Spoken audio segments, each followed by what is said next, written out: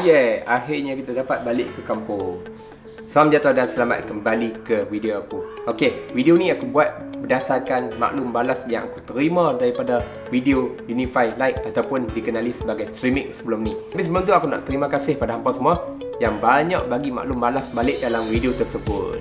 Dalam video tersebut, aku dah pun jawab beberapa komen dan aku dah pun kata yang aku dah tak pakai streaming. Aku dah tukar kepada Unify Fiber 30 Mbps. Lepas aku jawab tu, ada yang minta aku review plan Unify Fiber tersebut. Jadi, tanpa masa, aku nak review dekat hampa lah. Atas permintaan hampa, aku buat video ni untuk hampa semua. Jom kita tengok apa yang kita dapat kalau hampa langgan Unify Fiber 30 Mbps. Yang dah pakai tu duduk diam. Yang dah pakai tu duduk diam. Yang ni untuk orang yang tak pakai lagi, okey? Jom kita tengoklah peralatan apa yang kita dapat dan macam mana cara nak pasang semua. Sebenarnya pasang hampa tak payah pasang. Mereka akan pasang untuk hampa. Tapi aku akan cabut semua peralatan. Aku akan tunjukkan dekat hampa apa yang hampa akan dapat lah. Jom kita tengok sekarang ni.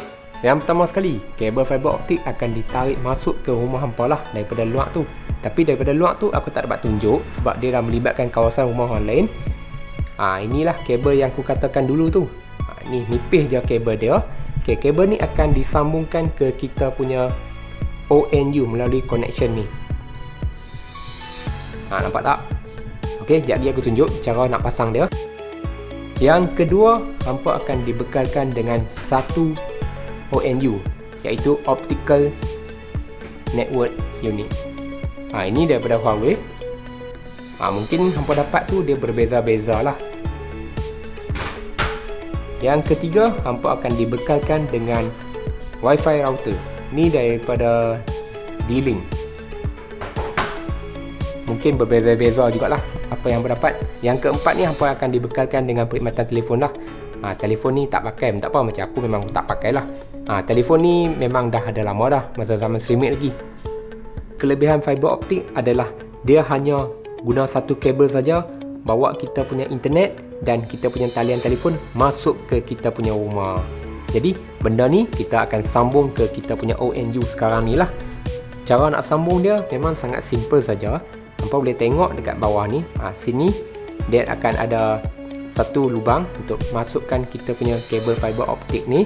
Pastikan kabel fiber optik ni, tombol dia ni duduk bahagian atas dan kita boleh tolak masuk terus saja ke kita punya ONU. Kalau dah pasang macam ni lah. Okey, ONU ni perlukan power lah untuk kita hidupkan dia, macam Wi-Fi router juga. Okey, ONU yang aku dapat ni, kita boleh masuk 2 talian telefon dan 4 Wi-Fi router kat sini. Nampak jelas? Boleh faham? Okey, sekarang ni kita akan sambungkan telefon pula ke kita punya Optical Network Unit ni.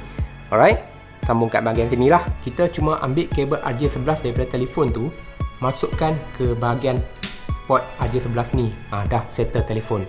Okey, sekarang ni aku masukkan power, lepas tu kita hidupkan, tengok. Okey, dah ada power sekarang ni.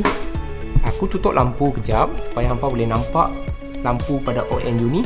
Alright, sekarang ni aku turn on lah. Biasanya dia akan ada lebih kurang 3 lampu. Harap hampa boleh nampak.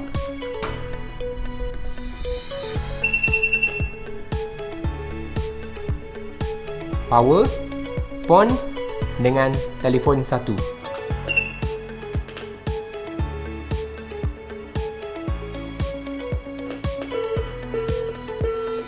Okey, telefon dah ada bunyi.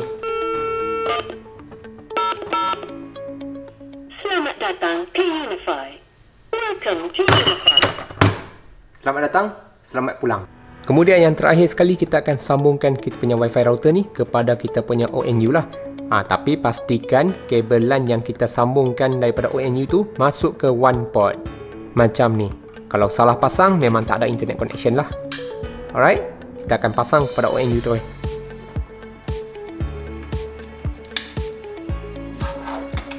Okey, semua dah pasang. Kita try hidupkan Wi-Fi router. Okey, kita akan tengok ada tak sambungan internet. Kalau dah sambung lengkap, dia akan ada 4 lampu dan kita punya Wi-Fi router. Tengok, nampak tu. Katakan hampa tak suka Wi-Fi router ni, hampa boleh tukar. Tapi pastikan hampa kena ingat hampa punya username dan password akaun Unify hampa lah. Inilah masanya untuk kita buat speed test. Sekarang ni aku dah sambungkan komputerku pada router menggunakan kabel Cat5e. Okey, aku akan lajukan video ni lah. Dari segi server kita pakai je lah TM punya. Kita akan buat speed test ni sebanyak 3 kali lah.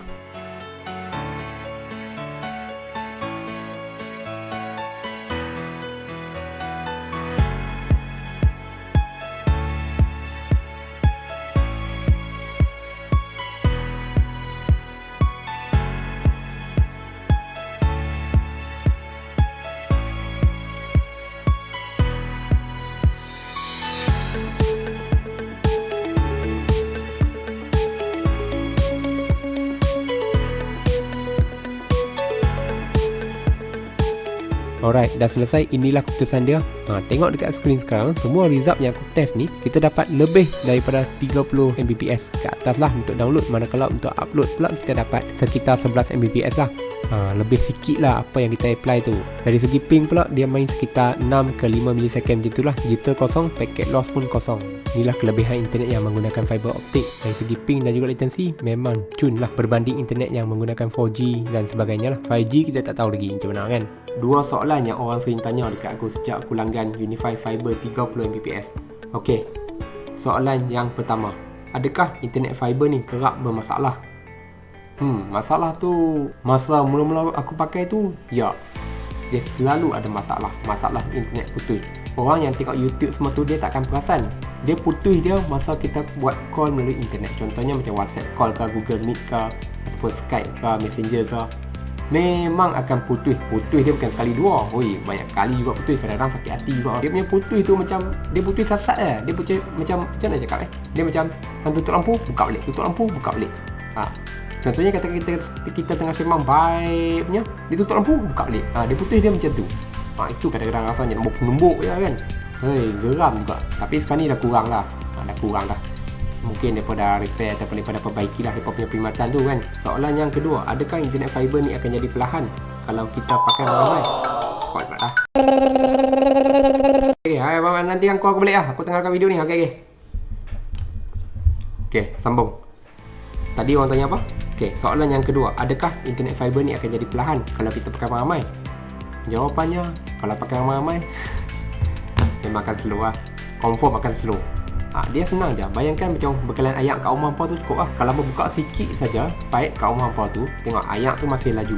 Cuba hampa buka ke semua pipe kat rumah hampa tu, biar ayak tu mengalir. Tengok ayak tu perlahan tak? Dia macam tu lah. Dia akan jadi perlahan. Simple je. Belanjalah satu soalan lagi. Okay, kau ambil saat. Okay, soalan yang ketiga, apakah kelebihan internet fiber?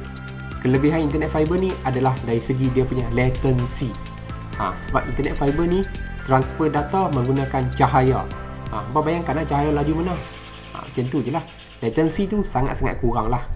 Itu kelebihan internet fiber optik. Ni pula hasil testing daripada fast.com. Download hampa tengok, main sekitar 32 ke 34 Mbps, upload sekitar 9 ke 11 Mbps dan dia punya latency sekitar 8 ke 6 macam tu lah. Cakap mengenai latency, kalau dapat sekitar 8 ke 6 ni boleh dikatakan memang dah sangat laju lah. Hui, berpeluh-peluh kisahnya macam ni. Lepas aku cabut kabel tu, masa aku nak rakam, masa aku nak pasang balik tu, aduhai, kabel terbelit sana, terbelit sini. Jenuh lah aku nak betulkan. Sebab itulah baju aku basah semua ni kan. Dia internet fiber optik ni, dia bukan dikuasai oleh TM saja sebenarnya. Ada je syarikat-syarikat yang lain. Tapi itulah, memandangkan banyak-banyak kawasan kat Malaysia ni dah diambil oleh TM, maka aku harap dalam Malaysia ni akan ada lebih banyak persaingan lah. Sebab kalau perkhidmatan ni dikuasai oleh satu syarikat saja, kita tak banyak pilihan. Mau tak mau kita terpaksa mengikut apa yang syarikat tu tetapkan, kan? Buat masa sekarang ni aku tengok ada beberapa syarikat je lah yang ada tawarkan internet fiber optik ni. Contohnya daripada Along City Broadband, Digi dan juga dengar cerita U-Mobile pun ada. Lepas tu Celcom pun ada, Maxis pun ada lah. Jadi aku harap akan ada lebih banyak lagi persaingan, supaya kita tak boleh bagi satu syarikat je yang pegang benda ni kan. Kalau satu syarikat saja yang pegang benda ni, memang kadang-kadang mereka punya charge tu kadang-kadang melampau kan. Servis yang kita tak nak pun mereka akan paksa kita guna juga. Contohnya macam telefon. Okey, itu saja daripada aku. Terima kasih telah menonton. Jangan lupa share, like, subscribe video ni. Jumpa lagi dalam video seterusnya. Tengok bunyi pun dah bising dah. Aku nak cakap panjang sebenarnya, dia keadaan tu tak mengizinkan dia. Bye. Dah, cukup.